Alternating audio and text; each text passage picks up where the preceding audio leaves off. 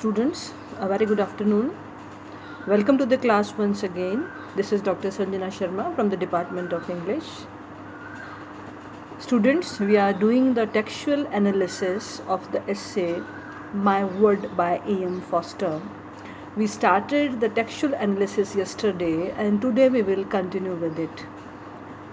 Yesterday we analyzed how E.M. Foster relates that he, on the publication of his famous novel A Passage to India that was published in 1924, he earned a lot, and through this money he purchased a wood.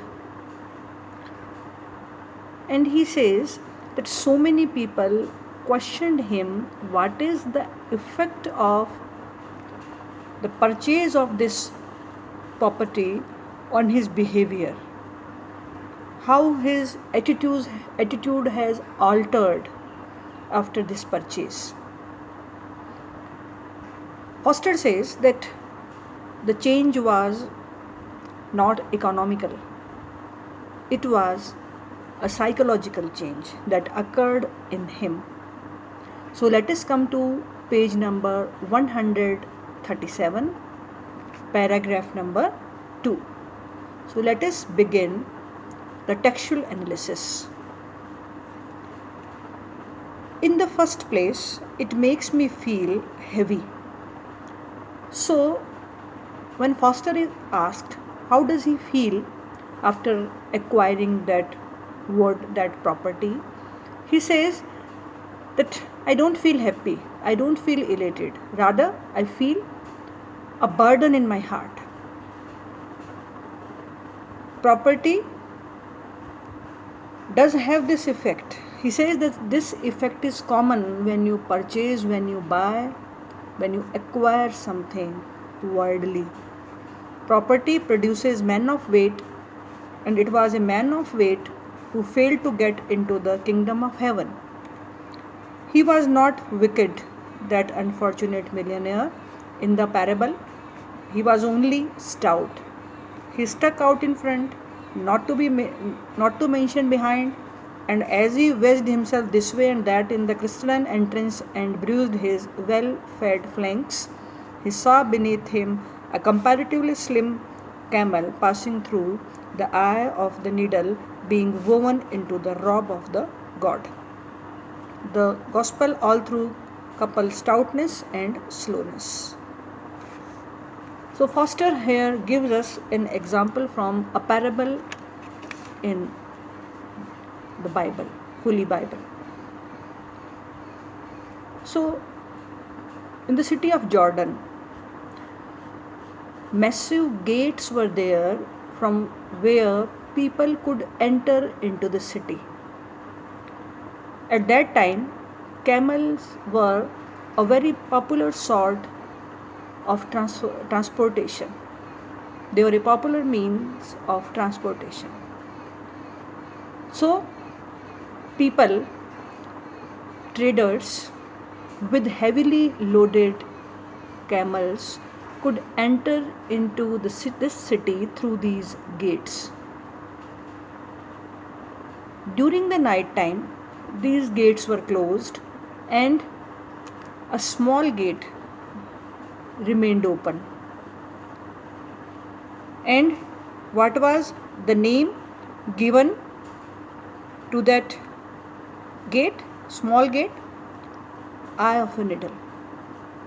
So if a trader wanted to enter into the city, then he had to unload his camel, and only then he could enter, he could pass through that narrow gate.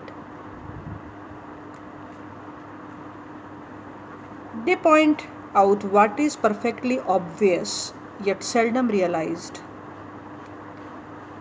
So, the parable symbolizes that if we have too much worldly, materialistic things with us, if we have collected too much material property, materialistic things in our life, then we are burdened.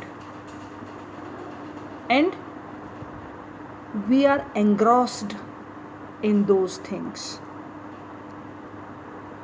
We can't that much fully devote ourselves to the Almighty. They point out what is perfectly obvious yet seldom lot, that furniture requires dusting, dusters require servants, servants require insurance stamps, and the whole tangle of them makes you think twice before you accept an invitation to dinner out or go for a bath in the Jordan. A bath in the Jordan means Jordan River. It's a very holy river according to Bible, and it has been mentioned 185 times in the Bible. Its reference is there. So he says, if you have gathered material things, loads with you, then what happens? A lot of things you cannot move about a lot. That furniture requires dusting. If you have hoarded, collected furniture, then it needs cleaning. Duster requires servants, and to do cleaning you need servants and maids. Servants require insurance stamps, and the whole tangle of them makes you think twice before you accept an invitation or dinner or go for a bath in the Jordan. So even if you want to make a pilgrimage or with some other purpose, if you are traveling and if you have a lot of load upon you, then it becomes difficult to travel freely. You can't enjoy that travel. Sometimes the gospel proceed further and say with Tolstoy that property is sinful. They approach the difficult ground of asceticism here, where I cannot follow them. You must have read the story, How Much Land Does a Man Need, in your BA Part 1. I hope you remember that story. Or in that story, the hero, out of avarice, he goes on purchasing land after land, and he becomes greedy, and when he is given this permission that whatever land he can cover through by walking on that particular piece of land, that will be given to him. So the name of the hero is Pahom, if you remember. So Pahom walks the whole day, and he has to come back to that starting point by before the sunset. Pahom has walked a lot. Now the afternoon has arrived, evening is about to arrive, evening is following, and he starts off going back to the starting point. But before reaching that starting point where a cap has been put, Pahom falls down, he faints, and then he passes away out of greed.